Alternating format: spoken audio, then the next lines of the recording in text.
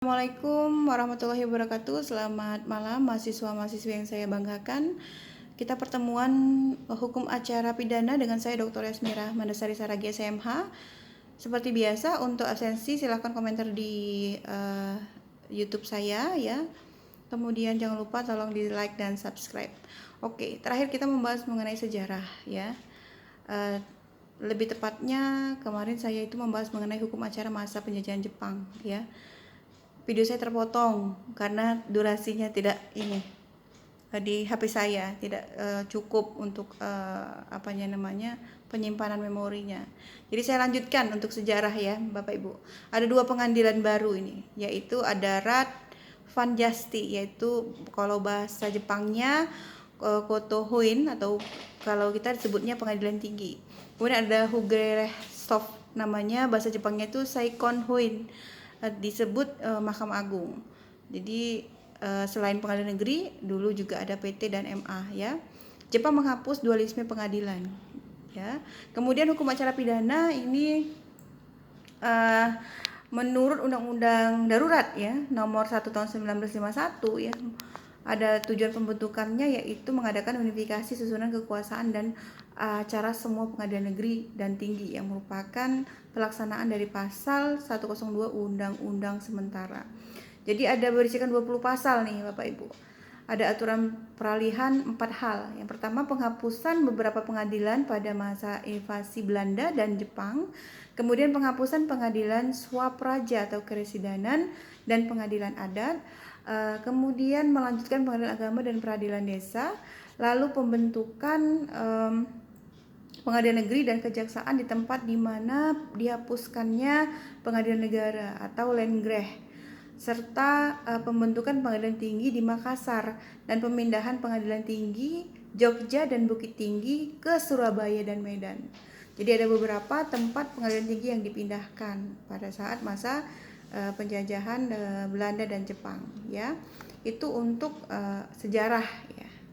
Karena bagaimanapun kita semua harus harus mengingat sejarah ya, sehingga kita bisa tahu rasa persaudaraan ya. Kemudian kita membahas mengenai pembentukan KUHP, Kitab Undang-Undang Hukum Acara Pidana. Ya, jangan lupa ya, ini adalah sumber hukum formil ya, KUHP.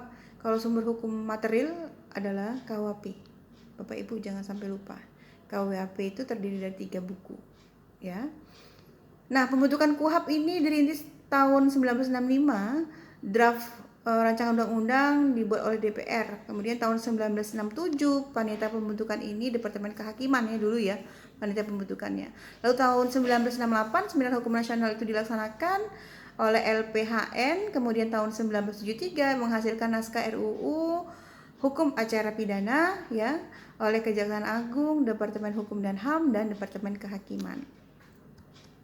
Kemudian materi dalam RUU Hukum Acara Pidana. Apa saja itu? Yang pertama ada penyidikan dan penyelidikan ya.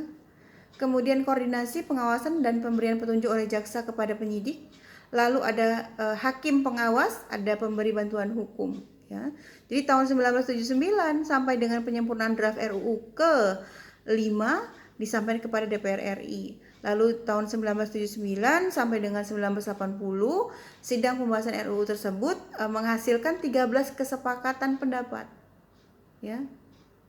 Banyak nih 13 ya. 23 September 1981 ada pendapat akhir dari fraksi. Lalu ada 31 Desember 1981 disahkan menjadi undang-undang. Jadi ada juga runutannya sebelum disahkan menjadi KUHP ya. Apa yang mendasar dari KUHP? Hak terdakwa atau tersangka. Bapak Ibu jangan lupa, bedanya penyebutan tersangka, terdakwa, terpidana ya.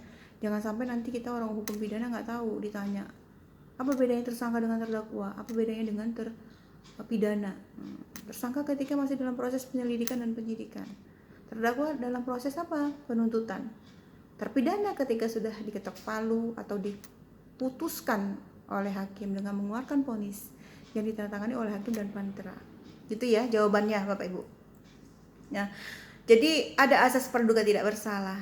Kemudian beban pembuktian kepada penuntut umum ya.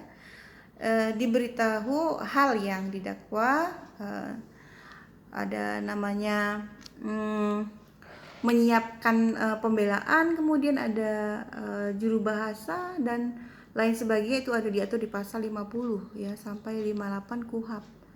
Jadi ada bantuan hukum setiap tingkatan ya, menunjuk dan berkomunikasi dengan penasihat hukumnya.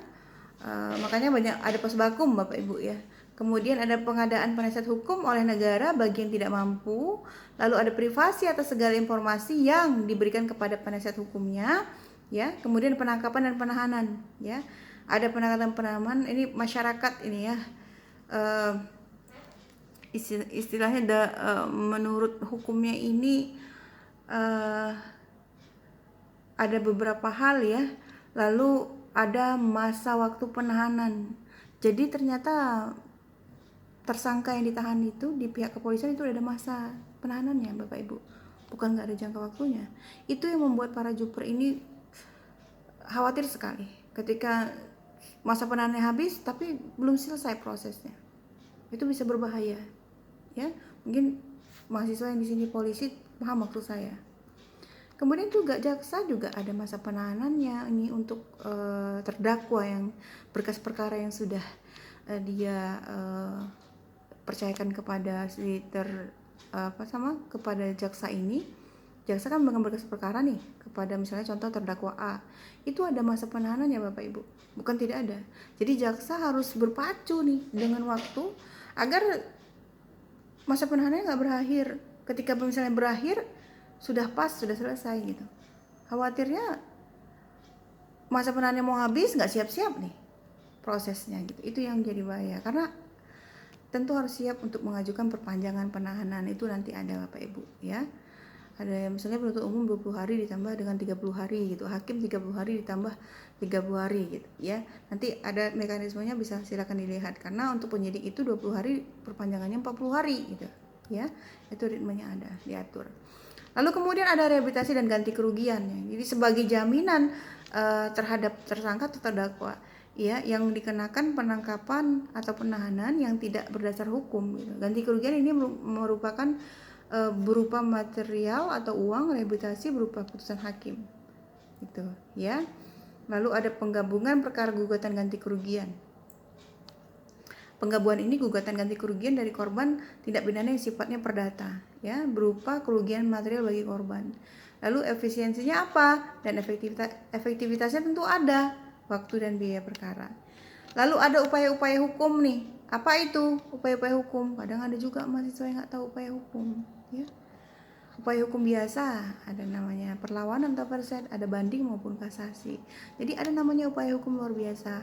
Apa namanya istilahnya? Kasasi demi kepentingan hukum dan peninjauan kembali atau PK terhadap putusan hakim yang memperoleh kekuatan hukum tetap, atau namanya apa? Herzeining ya. Oke Bapak Ibu, terima kasih ya. Itu saja yang kita bahas hari ini. Insya Allah kita di minggu depan akan membahas mengenai koneksitas ya. Saya mohon maaf jika ada kesilapan dalam penyampaian. Wassalamualaikum warahmatullahi wabarakatuh. Selamat malam semuanya.